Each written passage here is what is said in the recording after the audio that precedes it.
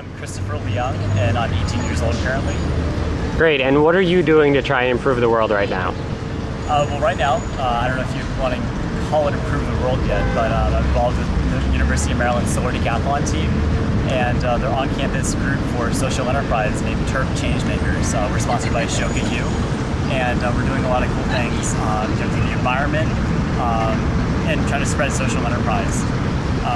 Other than that, not really too much world-changing. I'm also competing in a China business plan competition in China on behalf of the University of Maryland Smith School of Business, and I'm presenting a social business model at that competition in January. What is the Solar Decathlon team, and what are you doing with that? Well, the Solar Decathlon is a competition sponsored by the Department of Energy every 2 years, and it brings together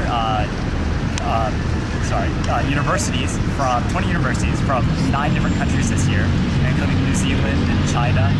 And basically, the universities are given 2 years to design and build from the ground up a solar house, and to showcase really the technology of solar. And this year, make it affordable and make it marketable as well. And it's 10 competitions, has the Decathlon name, and it really has to be an all-round house. Great, cool. What inspired you to get into this stuff? Was there like a moment you're like, I want to do stuff? Because I mean, you're just a freshman, you're getting pretty involved. Or was it just kind of something that happened gradually in your younger years? Really the interface with business and engineering that I'm really interested in came from my parents actually work for NASA. And one of the things that I would always hear, they would always come home with was stories of all these cool programs that were getting cut or underfunded because no one really knew about them. And my solution was, why not market it? Why not get your name out there? And fortunately, for a government agency, you can't quite do that. But going into the business sector and things like that, you can definitely make the environment, things that are socially responsible, marketable. And also going into social business, social enterprise, it was just something where I started Googling things, trying to figure out how best can you affect the most change in the most effective way. And that's what I came up with. Great, dude. And you've kind of just answered this next question, but what are some ways you like to work across traditional boundaries to get things done? Well, definitely bringing in the interface of business and engineering.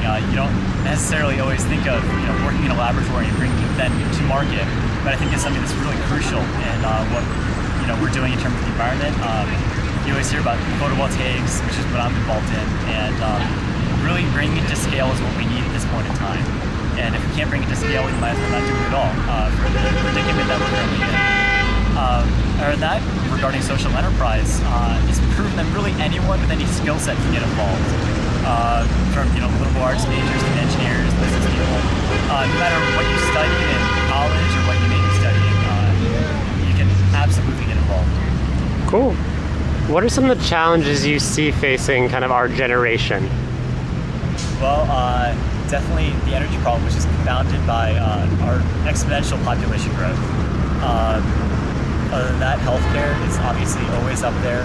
And in one of our engineering classes, we reviewed Dr. Smalley's talk about the 10 top challenges facing humanity in this decade or in this century. And you have food, water, and everything's really compounded by this environmental and population shift that's going to be happening in the next couple of years. Very short-term time span. Great. And what advice would you have for another young person who wants to get more involved? What would you tell them kind of based on your own experience and what's worked and what hasn't? Just take a couple minutes to think about what you really are passionate about. I hear a lot of my friends and a lot of people they interface with, they go to college because they want to get more money for the job that they're going to have, or they want to get that job. And I really think looking at college as a means to an end in terms of just that isn't really what it's meant to be. And you're not going to be happy if you're just kind of in your punch in, punch out 9-to-5 job every day. But if you can find something that you're really passionate about, you're energized by it, and it just makes things a lot better. And going to class is such a chore.